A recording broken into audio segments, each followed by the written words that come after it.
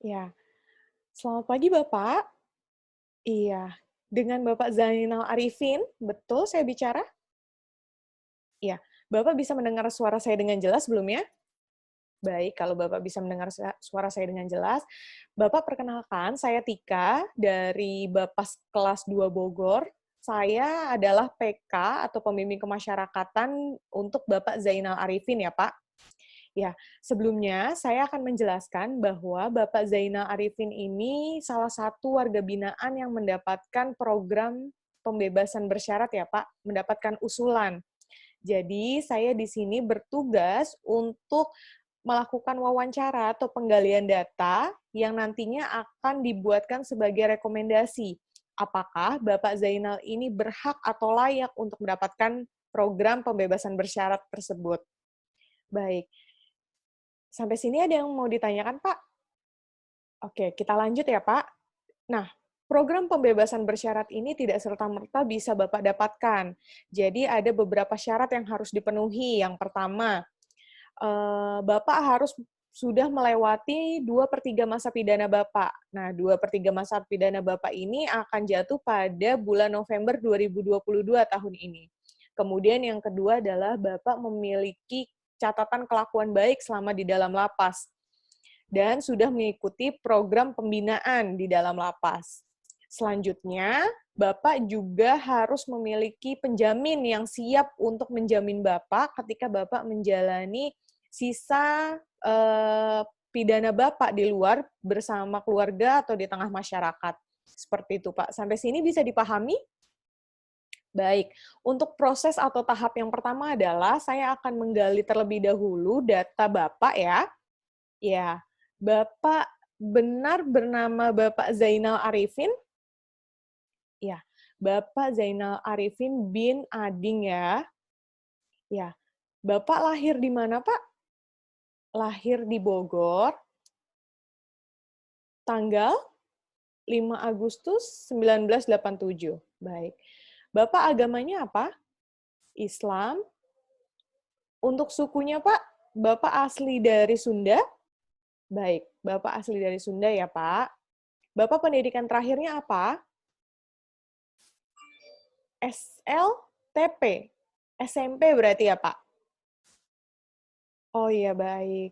Di SMK, pernah bersekolah di SMK, tapi hanya sampai dengan kelas 2. Baik. Ya. Bapak pekerjaan terakhirnya sebelum Bapak masuk di lapas menjalani pembinaan, bekerja sebagai buruh harian lepas ya, Pak? Apa tuh, Pak, pekerjaannya? Oke, menjaga villa. Villa di mana, Pak, letak villanya? Cisarua, Bogor. Nama villanya, Pak? Nama villa yang Bapak jaga itu, mohon maaf, Villa Laura. Bapak Zainal. Bapak Zainal sudah menikah? Iya, Bapak sudah menikah. Bapak punya anak?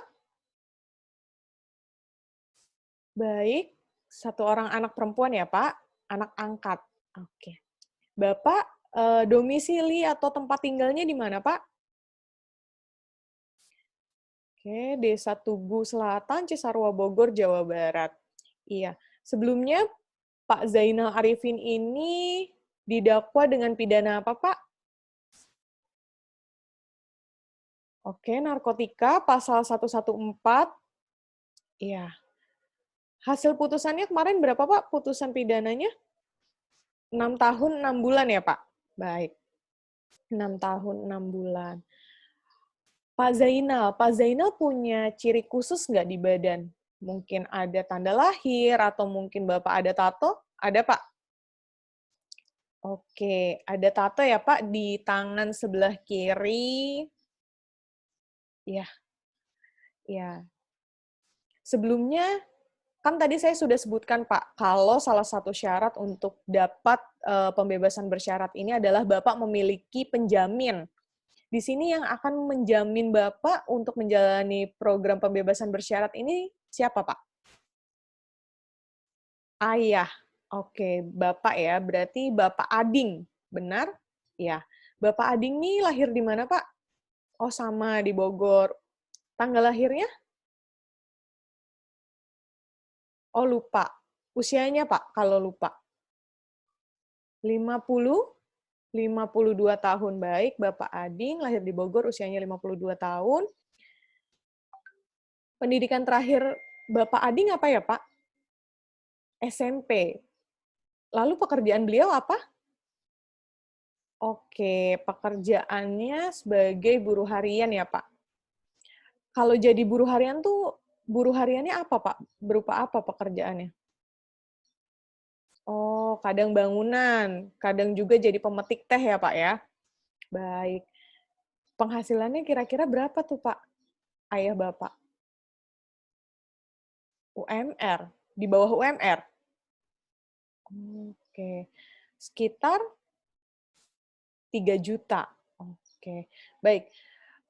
Kemudian saya lanjutkan ya, Pak. Bapak tinggal, untuk alamat tempat tinggal dari orang tua Bapak, di mana? Oh, satu rumah. Bapak tinggalnya satu rumah dengan orang tua Bapak ya. Baik. Untuk ibu masih ada, Pak? Iya. Oh, masih. Atas nama siapa, Pak, Ibu? Ejes. Ejes ya, Pak? Iya. 48 tahun usianya, baik. Pekerjaannya apa, Pak, Ibu? Ibu rumah tangga. Baik, ibu rumah tangga. Pendidikan terakhirnya? Oh, sama-sama di SMP ya, Pak, SLTP ya? Iya. Seperti tadi yang Bapak sampaikan, Bapak sudah menikah. Istri Bapak namanya siapa? Imas Imas Yadah. Imas Yadah. Baik, Ibu Imas Yadah ini usianya berapa, Pak, sekarang? 30 tahun. Ya. Terus pekerjaan Bu Imas Yadah ini apa, Pak? Oh, ibu rumah tangga ya sebelumnya. Tapi selama Bapak di lapas, buka usaha kecil-kecilan di rumah. Baik. Pendidikan terakhirnya apa, Pak, kalau istri Bapak nih? SLTP juga. Ya, oke. Pak, Bapak ingat nggak nomor telepon penjamin atau nomor telepon keluarga Bapak yang bisa dihubungin? Baik, bisa disebutkan, Pak? 08 09 08 09 14 kali. Oke. Ya, Bapak Bapak anak keberapa dari berapa bersaudara? Anak ke satu dari 5 bersaudara. Iya, baik. Kalau untuk nama adiknya siapa, Pak? Boleh disebutkan? Oke, Asep. Kemudian siapa, Pak? Ratna, ya. Sari, oke. Yulianti. Ya, berarti Bapak punya 3 orang adik perempuan dan 1 adik laki-laki ya, Pak? Iya. Oke. Nah, tadi kan Bapak bilang pendidikan terakhir Bapak di SMP, karena SMA-nya nggak tamat ya, Pak ya? Iya, baik. Boleh disebutkan, Pak, untuk sekolah dasarnya di mana, Bapak? SDN Tugu Utara 2 Cisarua. Iya. Terus kemudian Bapak melanjutkan sekolah SLTP-nya atau SMP-nya di MTS Darul Quran. Cisarua juga, Pak? Oh iya, baik. Kemudian untuk yang selanjutnya, Bapak bilang sampai kelas 2, Stekma. Stekma. SMK Stekma Cianjur ya, Pak? Iya. Oke, sampai kelas 2 SMK. Iya. Bapak pernah mengikuti pendidikan nonformal selain sekolah yang tadi Bapak sebutkan? Oh, nggak pernah ya? Iya. Bapak menikah dengan Ibu Ismayadah tahun berapa, Pak? 2000? Oh, baik, 2013. Iya. Kenapa, Pak, akhirnya memutuskan untuk mengangkat anak? Sampai sekarang berarti Bapak belum dikaruniai anak ya, Pak, ya? Oke. Oh, setelah 3 tahun menikah, terus Bapak belum dikaruniai anak, jadi Bapak memutuskan untuk mengangkat anak ya, Pak, ya? Iya. Anak itu dari mana, Pak? Bapak ambil dari panti asuhan, mengadopsi dari panti asuhan, atau dari keluarga atau kerabat? Oh, masih keluarga, keluarga jauh ya, Pak? Oke. Iya. Bapak boleh diceritakan, Pak, mengenai kronologis kejadian penangkapan Bapak nih. Silakan, Pak. Oke. Mhm. Mhm. Oke. Jadi Bapak nih kejadiannya 14 November 2016 ya, Pak ya? Iya, waktu itu Bapak lagi menjaga villa ya, Pak? Lagi jaga villa siang, terus didatangi sama 2 rekan Bapak. Maaf? Oh, satu orang rekan Bapak atas nama Asep, kemudian menanyakan apakah punya barang ya, Pak ya? Berupa ganja berarti ya? Baik. Setelah itu Bapak menghubungi rekan Bapak satu lagi atas nama Iyang. Iya, untuk mengambil barang tersebut. Iya. Akhirnya Asep sama Iyang pergi ya, Pak, mengambil barang tersebut di daerah tadi Bapak sebutkan Baranang Siang. Iya, baik. Ambil di Baranang Siang, ternyata dalam perjalanan itu mereka tertangkap pihak kepolisian ya, Pak ya? Iya, tertangkap pihak kepolisian. Kemudian Bapak juga membeli membeli ganja. Oke, untuk dikonsumsi sendiri ya, Pak ya? Mhm. Berarti sebelumnya jadi gimana nih? Bapak nih make aja, konsumsi aja, atau Bapak sekaligus juga sebagai pengedar? Baik.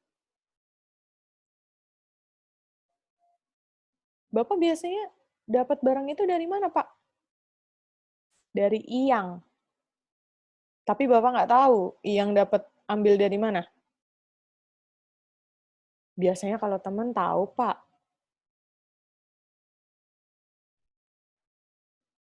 Jadi Bapak kalau butuh barang hanya menerima dari Iyang gitu. Jadi Bapak akan hubungi Iyang dan Iyang memberikan. Oke.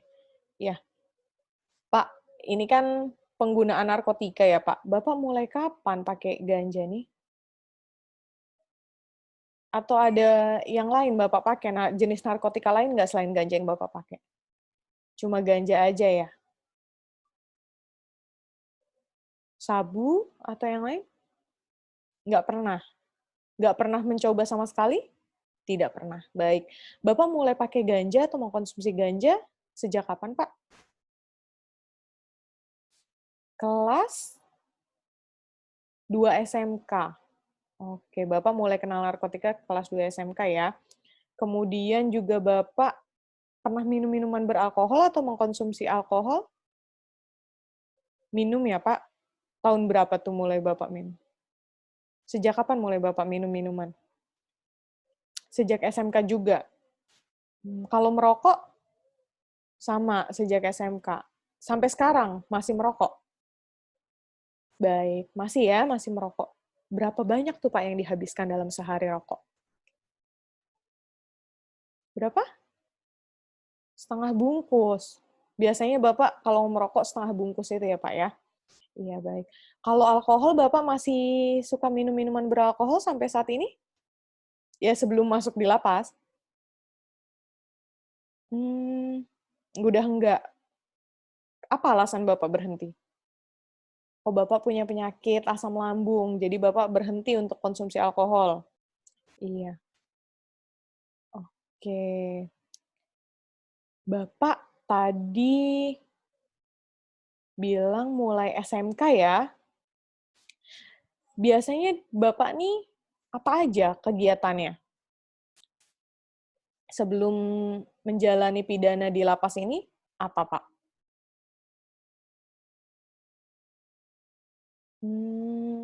Jaga villa, kadang jadi ojek online. Iya, selain itu, Pak, nongkrong-nongkrong, ngumpul gitu ya, Pak ya? Kumpul sama siapa, Pak, biasanya?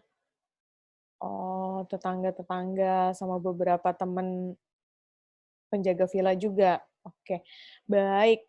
Bapak, kemudian Bapak selama sekolah pernah nggak terlibat kenakalan, misalnya Bapak bolos, nggak naik kelas?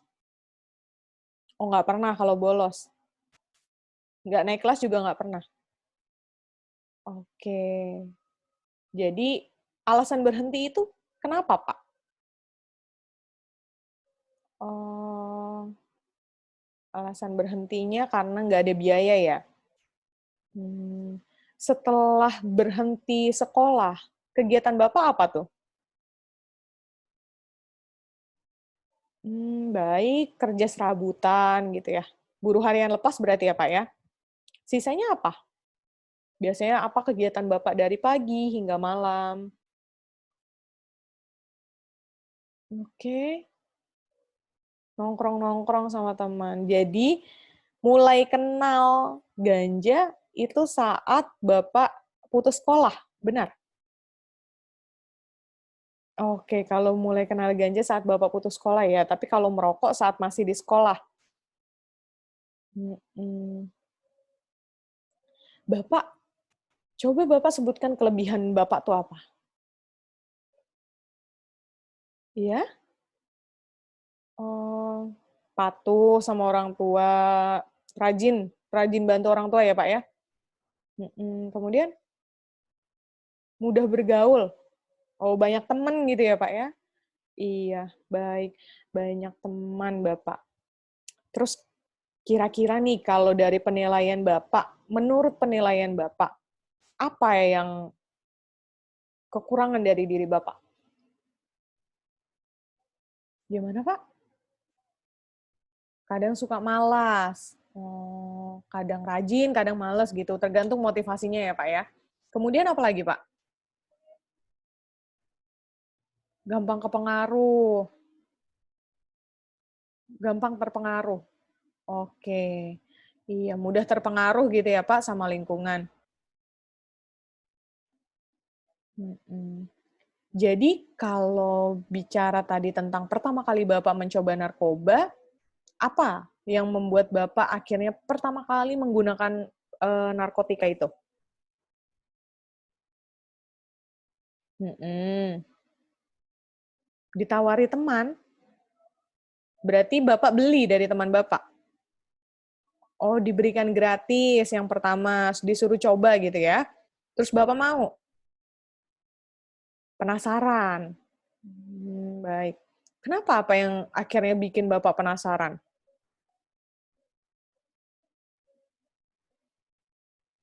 Pusing. Pusing kenapa, Pak?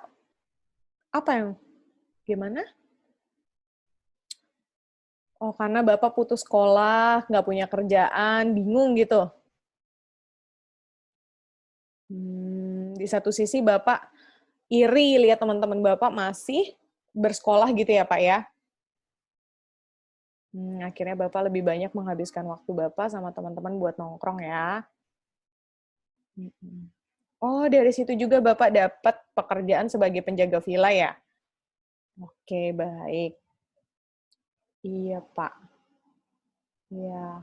Nah, Bapak selama di lapas, Bapak sudah mengikuti program pembinaan apa aja nih, Pak? Sholat 5 waktunya dijalankan ya? Alhamdulillah kalau dijalankan. Apalagi, Pak? Oh, pengajian. Pengajian heeh, selalu rutin ikut setiap yang diselenggarakan sama lapas? Oh, enggak. Udah berapa kali, Pak, ikut kegiatan pengajian itu? Oh, sudah 3 kali ya? Selama Bapak menjalani pembinaan di lapas, sudah 3 kali ikut ya, Pak, ya? Baik. Kalau untuk program pembinaan yang lain, Bapak ada ikut?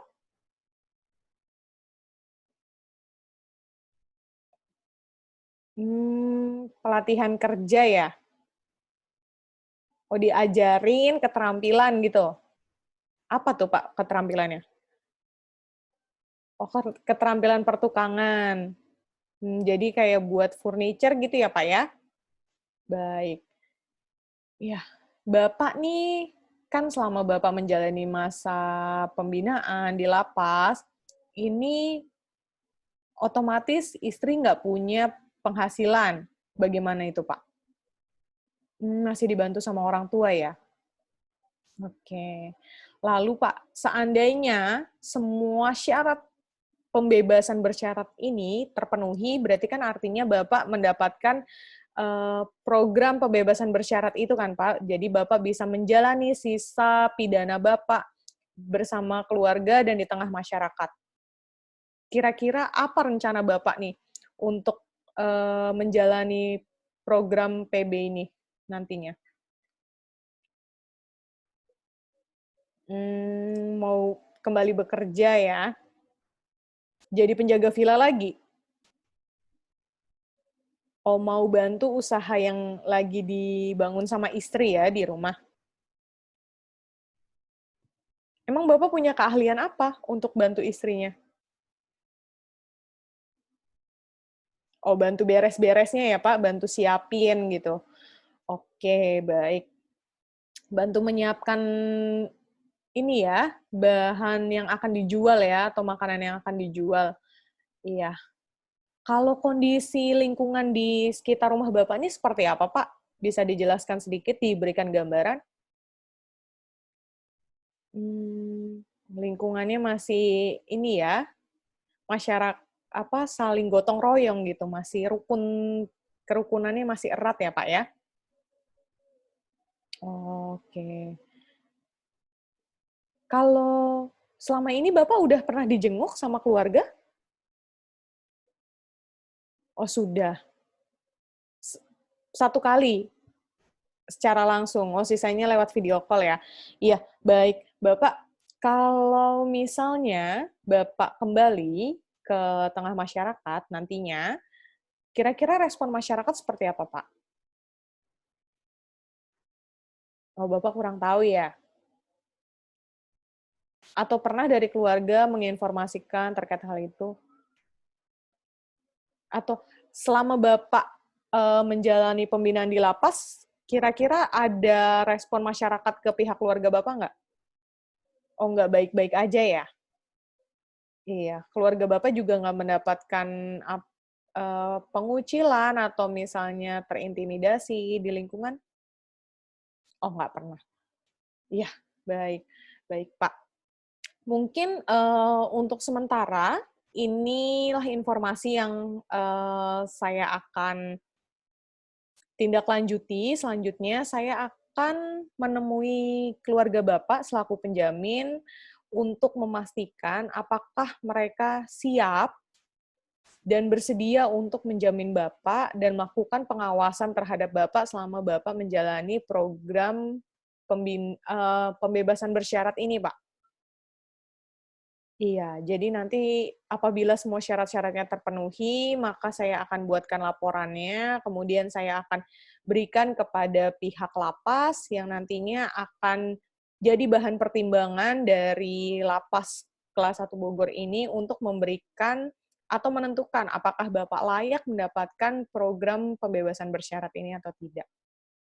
Ya, jadi saya juga mohon kerjasamanya, Bapak tolong selama menjalani pembinaan di lapas, Bapak harus memiliki atau berkelakuan yang baik, tidak boleh terlibat pelanggaran apapun di sana, jadi jaga diri yang baik, Pak.